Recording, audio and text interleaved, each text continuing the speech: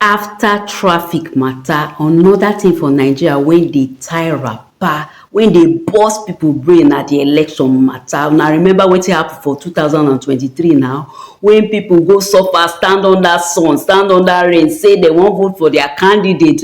At the end of the day, e come be like say na bubu yeye they do. But wait oh, before you go tell your voters card, abeg no try that thing, not try am. You know why? Because e get these credible people, group of credible people wey dem dey call the people's opposition. They don come say they wan carry the matter go national assembly, so that thing wey dem go submit go cause some reforms for the electoral and constitution. E go be constitutional and electoral reform. Na im mean say dem go put things for inside, dem go put things for inside wey go make the election pure, because na democracy we dey o. If the election no pure, Nigeria no fit pure. If the election no pure, governance no fit pure. So make una support the people's opposition for their fix Naija election initiative.